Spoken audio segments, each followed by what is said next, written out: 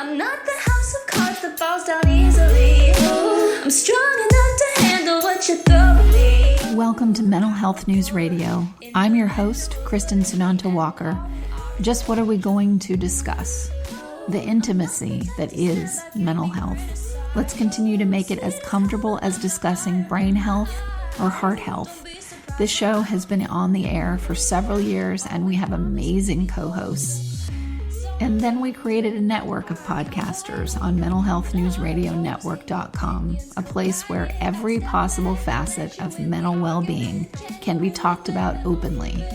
My show, after several hundred interviews, the format is this: intimate, deep, funny, touching, sometimes uncomfortable, but always vulnerable conversations with interesting people.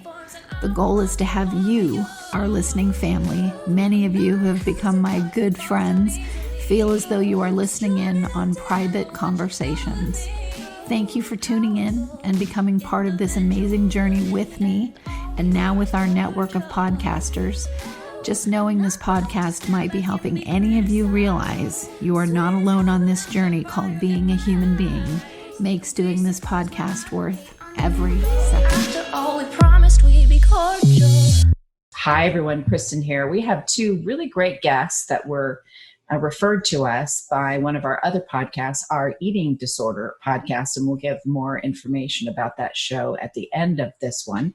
Today, we have Reed Connell and Deanna Linville with A Home Within, and we're going to talk a little bit about what it is they do and why they do it, but we'll start with you, Reed. Hi, thanks for coming on the show.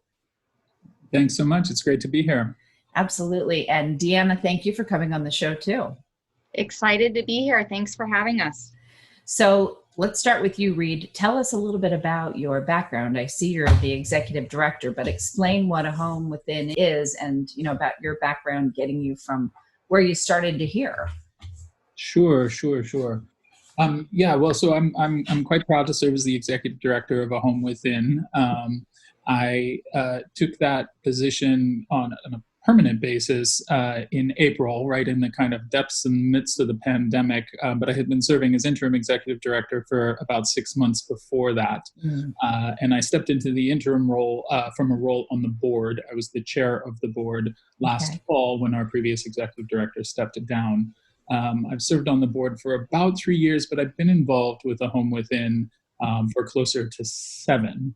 And I'll talk just briefly about what brought me to the work, and then tell you a little more about A Home Within. But so I've built my entire career working with young people in foster care. My first job out of college back in the late 90s was working with young people in group homes in Oakland, California, where I'm from. And I continued to work directly with young people in foster care for about 12 years before I went to the MSW program at UC Berkeley and transitioned to more of a policy orientation. I was the executive director of a different nonprofit. It was an advocacy nonprofit during the last recession, and then founded a consulting firm. And A Home Within was one of my very first clients as a consultant. And I got to know our founder, Dr. Tony Heineman, then about 7 years ago. Yeah, so the windy road to get there, we'll get into more of that in a minute. How about you, Deanna?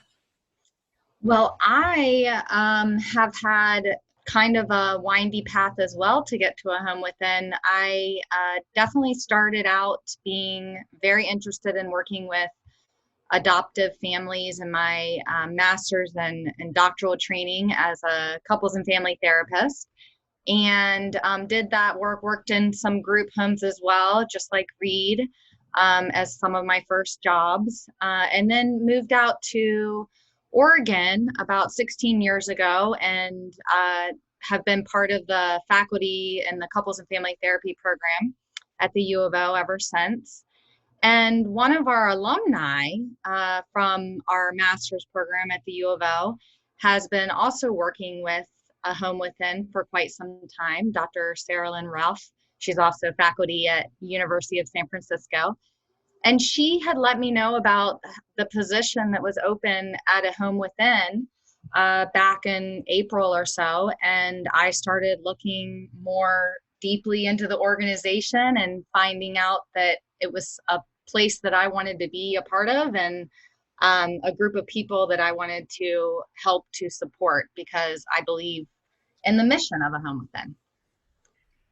So starting this organization, let's tell everybody where it's located. That always tells a lot, especially with a name like A Home Within. So where is this located? Sure. So we were founded in the late 90s in San Francisco. Our founder, Dr. Tony Heineman, was a clinician in private practice in San Francisco and taught as well, and had a really extensive network of skilled and mid-career therapists, many of whom were working either incidentally or intentionally with young people and adults who had a background in foster care. And so founded in San Francisco, based now still in the Bay Area. We had an office. We're actually just giving up our office because in COVID times, right. we don't have much use for a lot it. of teletherapy, I'm sure. Absolutely, right. So we are giving up our office in Oakland and operating from home. So I'm here in San Francisco. Most of our staff are here in California, and then Deanna is up in Oregon. But, our structure is really that we are a chapter-based volunteer program. So right now we have 19 chapters in 10 states and a total of about 275 active volunteer therapists and another maybe 400 that have been recent volunteers or are waiting to be matched. So we're this network of volunteer clinicians in private practice nationwide, all of whom come to A Home Within because they are willing to commit to seeing a young person or a young adult with a background in foster care on a pro bono basis. And we say for as long as it takes. So many of our matches last for quite some time. Our evaluator has found that the average match lasts for about 3.5 years, but we have many that last for 10 or more. And I can go a little more into our structure, but so we're based in San Francisco, but we have 19 chapters nationwide. Wow. And how interesting has it been to see this grow? I mean, things like this are labors of love, 100% labors of love. Absolutely. Yeah. I mean, it was really an impulse to change the world and, reach out and try and provide a support to individual young people, one at a time, one clinician and one youth for as long as it takes, and really change the world by helping one person at a time. And that was really kind of a compelling proposition to volunteers all over the country. So the growth of the network, it really started. Dr. Heineman is, quite well recognized in the field, particularly for her work around trauma. And so she was able to reach out over time to her network kind of nationwide and identify, kind of leading therapists and clinicians in the field who were interested in helping to found a local chapter. And so, pre-COVID, right, these were right. largely in-person networks, right? And they had a strong geographic identity. And it was often networks of clinicians in the same geographic area that shared professional networks. Now, as we adjust to COVID, we realize, of course, that we can build community and build network over quite vast geographic distances. Right, exactly. How difficult was the transition from offline with some online to everything's online? And so, and at a rapid pace. Sure. Well, it was quite rapid. Yeah. I mean, honestly, it was astoundingly quick and successful. Good. I think largely because our volunteers are in private practice. Of course, they had to transition their entire private practice to therapy, kind of whether they wanted to or not, very, very quickly when shelter in place came down. And so while many in our community, I think have a natural kind of preference and are very grounded in, of course, face-to-face, whether office or at the Starbucks or whatever, but face-to-face sessions, kind of when faced with the realities of the shelter-in-place order, they adapted very quickly. And as far as we know, not a single one of our cases nationwide was, interrupted or terminated in that transition. We didn't lose anybody. I love what what's part of your mission about, I'll just read to the listeners what it says. For foster youth who often watch people move in and out of their lives, our model creates an anchor of support so that one person staying with the same foster youth, that's so huge. I mean, it's unbelievably huge, as you know, but I don't know. I don't understand, if you don't mind explaining, maybe not every listener understands why that piece is so important to someone who's in the foster system. Mm-hmm. Sure. Yeah, I'll take that one because I think one of the things I wanted to say based on your last question too, Kristin, is that I think that the pandemic and having to go completely virtual has also allowed for some new opportunities for building community within our national network. And the way that I see this organization is that the mission is really there at every level. So the team, the staff are building a community and supporting each other in whatever way is necessary. And then, I'm trying to build a community with the clinical directors and the consultation group leaders so that they feel like they have a community, and we can do that more easily right now because we can all meet virtually. And then so that the consultation group leaders are also feeling supported while they support their consultation groups of therapists who then are supporting these former and current foster youth who really have, experienced by the time they, come into foster care and maybe transition out, many disrupted relationships and attachments, and having a stable, reliable person that they can trust that is there with them, is trained to help them with any, mental health issues that might come up, relational issues that might come up through thick and thin, and then, being able to enter that relationship without necessarily knowing the outcome or knowing when that relationship will end. And that is just so valuable for these people that have been, just let down so many times and abandoned, neglected, abused, but mostly just not had people that are consistently and reliably there for them. Talk a little bit, you say former clients, so talk a little bit about that transition when there's always a big deal when someone ages out of quote unquote the system, and then all of a sudden, shoot, your support's gone. So how do you handle that with the organization that you've got? Right. Well, I think that's one of the things that is so meaningful to me about A Home Within is that we're very specifically providing pro bono therapy for as long as it takes to former and current foster youth. So I remember when I was interviewing for the position and with Reed, and he was telling me that recently a 50-year-old person had just called and asked to be matched with a Home Within therapist. Had never been in therapy before, and had been in the foster care system as a youth. And so I think that's something that is just really unique about this organization, is that it doesn't really matter when someone is deciding, hey, I need a little extra support, or for how long they need it, they're going to get it with A Home Within.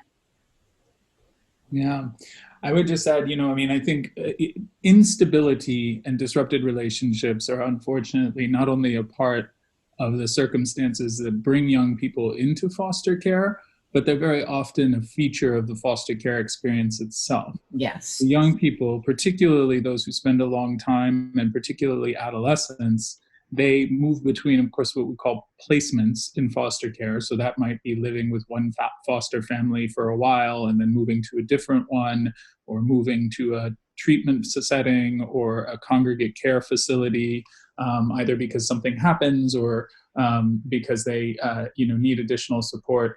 And the result is that young people bounce around a lot, and every time they bounce around in foster care, their relationships are disrupted, and that includes relationships with oftentimes a therapist, if they are fortunate enough to connect with one. through the system, it's often very much kind of attached to the specificity of their particular living situation at the time.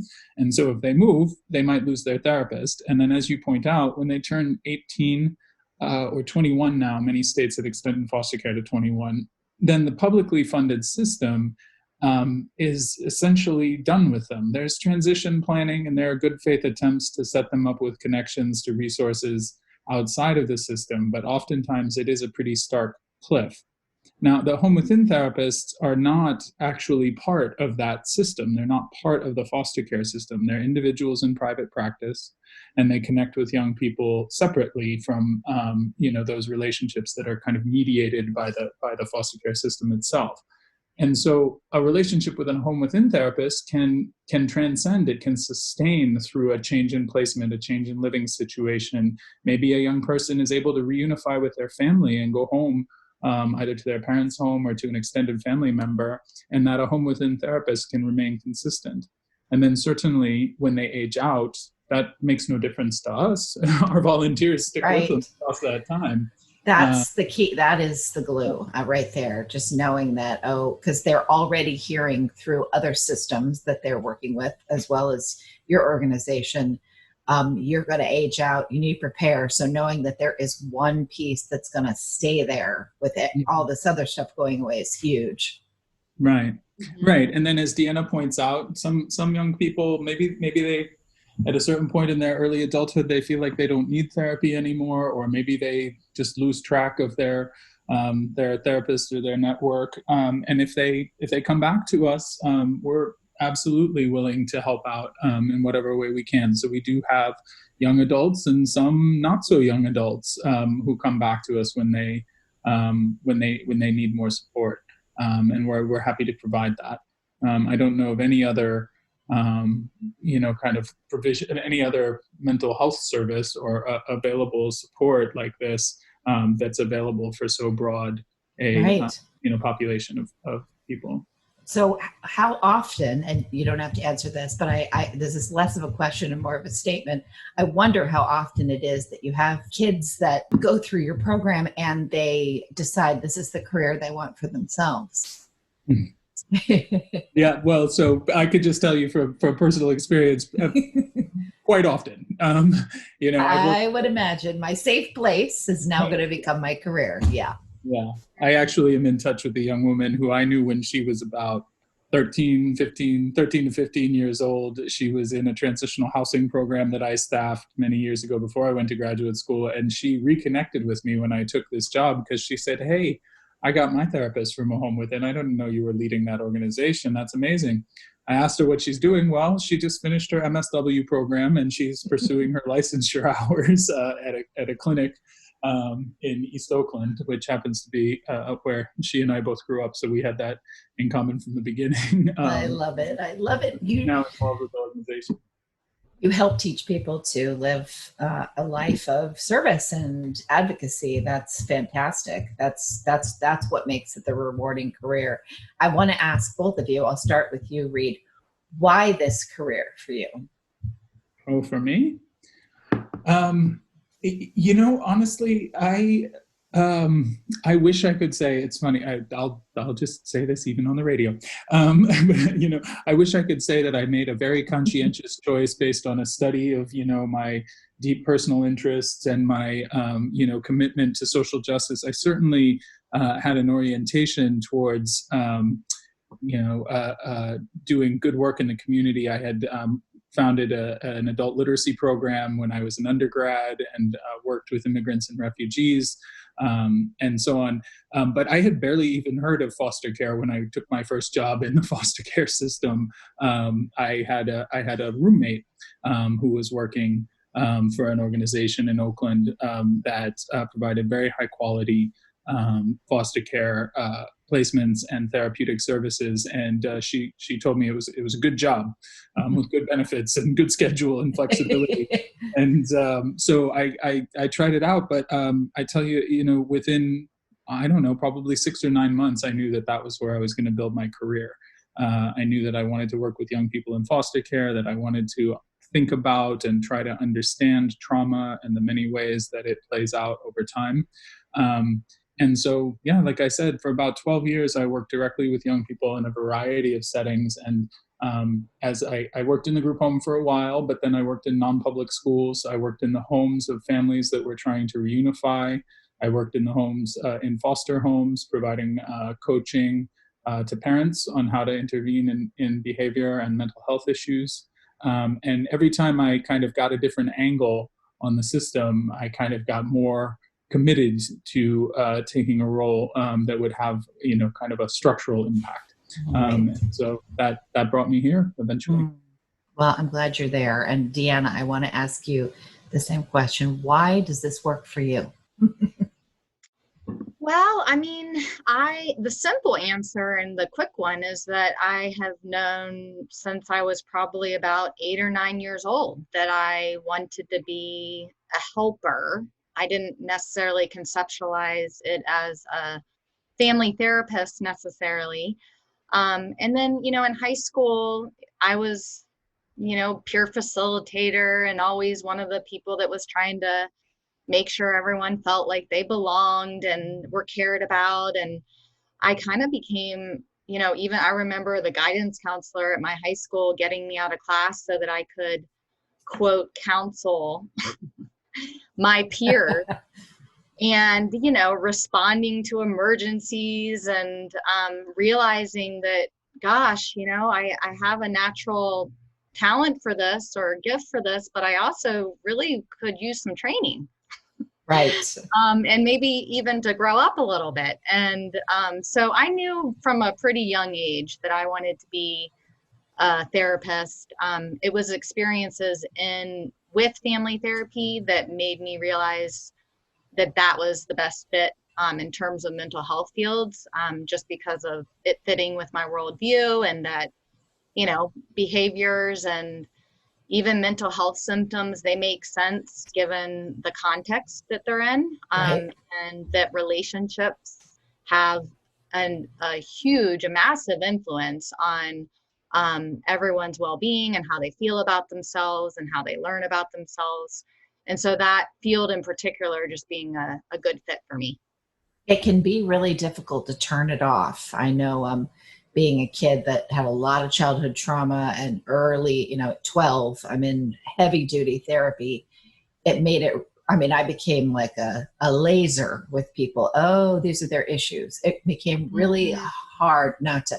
And there were times that I would ask completely intrusive, questions because you just don't think about it. That's part of your world. So I bring this up because I've had a couple of people that are interested in getting into the field ask me that. How do I turn that off? And you two are veterans in the field. So Deanna, I'll start with you. How do you sort of temper that in your life outside of mental health? Well, I will be perfectly honest, which might not, and I tell this to my students and my supervisees all the time. I learned about 2 years into my master's clinical training program that I probably should not do therapy full time. And that is because I care a lot and I'm, maybe highly empathetic and sensitive, which are again really good things, intuitive for this field. And it made it hard for me to find that work-life balance and to make sure I was finding time for myself to regroup and rejuvenate. And so that's when I decided to go on and get my doctorate degree so that I could have a combination of research, teaching, supervision, and my own clinical work. And that balance between all of those professional activities has been so helpful for me because I can kind of zoom out and zoom in. And when I'm getting to, hyper focus maybe on one family or that I'm trying to help, I can, put on my researcher hat and think about it more from a research perspective. And I find that all of the activities together really deepen what I'm able to do in each of them as well. Like they inform each other. That's great. That's how I've been able to keep it balanced and, good self-care and trying to practice what I preach and all of that is, of course, important. Absolutely. How about you, Reed?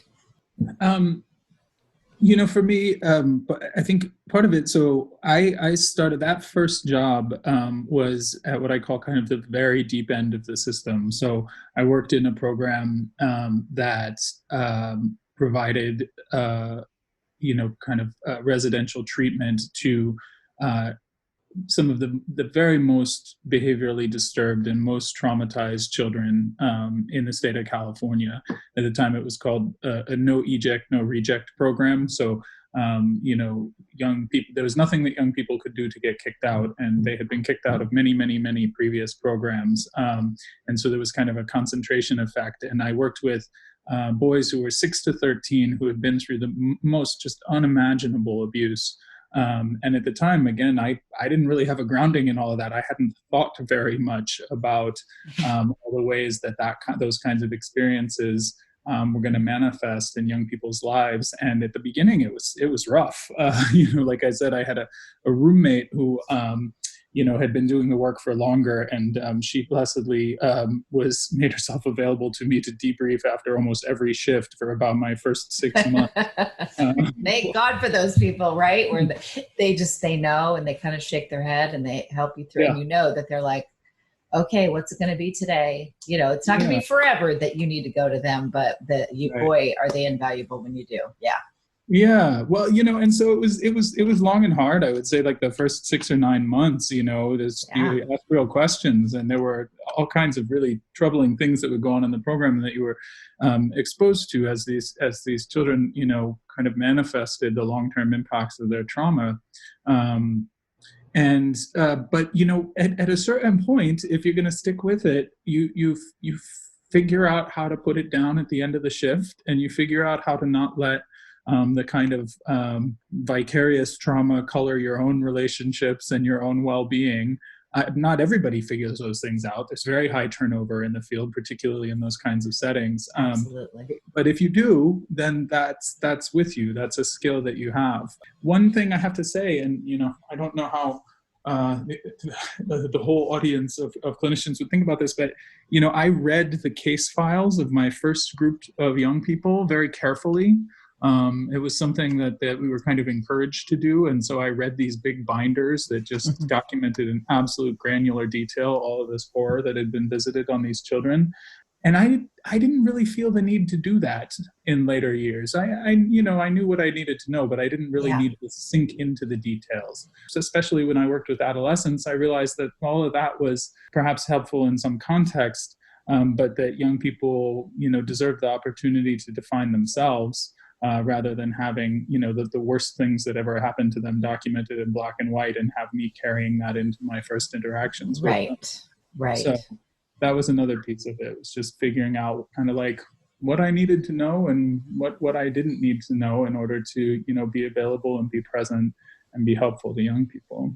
I wanted to add one thing too that I think was implied in what you said, Reed, which is really the importance of community for therapists, and that is what helps people to kind of have those emotional boundaries, to be able to have resiliency in the field of therapy or mental health.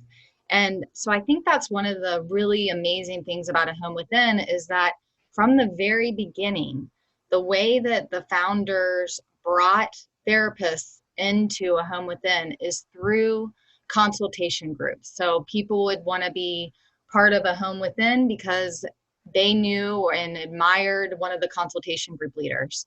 And then that built-in support has been, I think, vital for the organization, but also vital for the therapists to, reduce burnout, to have those emotional boundaries, and to really be able to feel like they're supported as well. Yeah, absolutely. Peer support is huge, no matter what type of an organization it is, but absolutely in this setting, because there are times where you go, you're a highly empathic person. Otherwise, you really wouldn't do this work, or at least stick with it for very long at all. And you are going to bleed, and then you're going to bleed out if you don't learn how to, how to stop that bleeding. So having a peer listen is huge. Mm-hmm. I would just say, I think, so I mentioned that I joined on an interim basis. I was serving as the board chair, and I decided that with the resignation of the previous executive needed the stability that would be provided by somebody. At that point, I'd been on the board for 3 years, and I'd been associated with the organization for 7. So I had the relationships to provide some stability in the transition. When I agreed to become the permanent executive director, it was because I was awed by the power of our community. So when I describe a home within to people, I say that it is a community of hundreds of therapists nationwide who volunteer to provide one-on-one therapy to current and former foster youth for as long as it takes.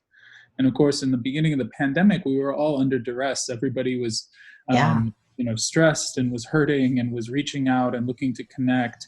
And I started doing open calls on Saturday mornings on Zoom.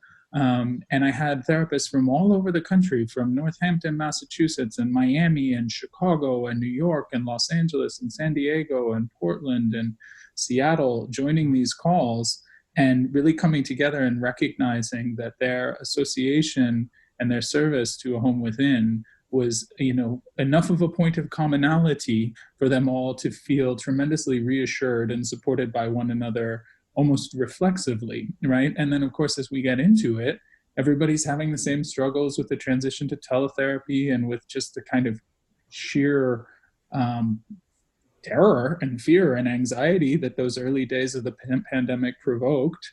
And really watching and being a part of this community and seeing how it was sustaining people who, again, have already dedicated their careers to helping people. And I knew that they were providing an essential support for foster youth that I've, dedicated my career to. It was such a compelling and powerful experience that, I was like, I'm ready to commit to this role and to leading this organization. I'm so glad for both of you that you are. We need more and more organizations like this everywhere. I'm sure you're a model for many. On that note, can you tell us, Reed, can you go ahead and share with us where people can find out more about the organization?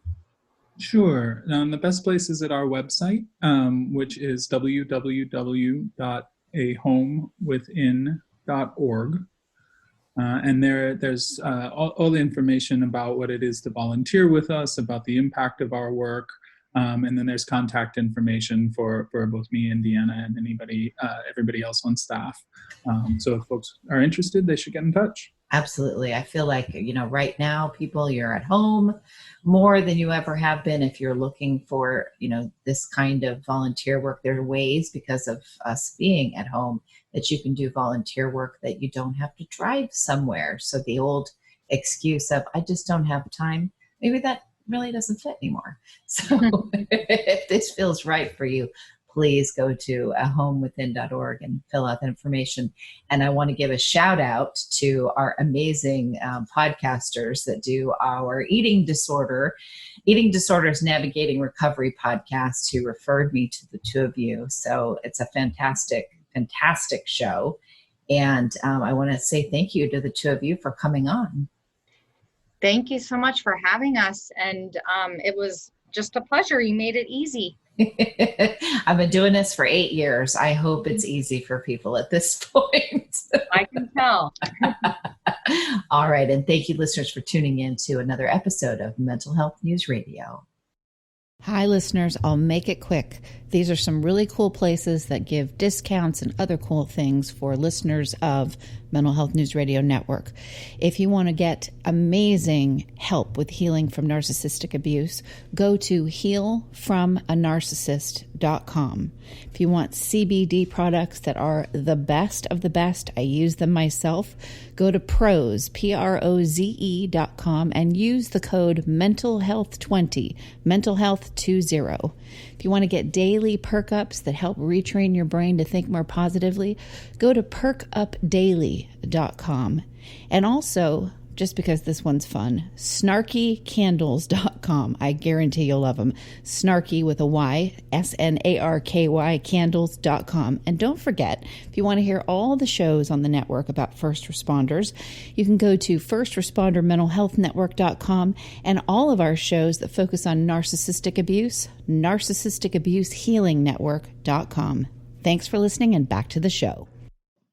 Sometimes I'm passive aggressive, but never without good intentions. I heat up and act on my emotions. Thanks so much for listening to Mental Health News Radio.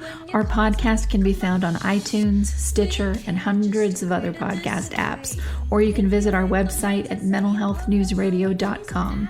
If you have a question or would like to be a guest, become a podcaster on our network, or join the amazing organizations that help keep us on the air, please email us at info@mhnrnetwork.com. Get ready for that special goodbye from our resident therapy dog, Miles, and a special thanks to Emily Sohn for letting us use her incredible song, Cordial, for our podcast music. Listen to the full song on SoundCloud at emily.sonne. Don't be surprised when I don't hate on you. After all, we promised we'd be cordial. Sometimes in you I can fight it. Good boy.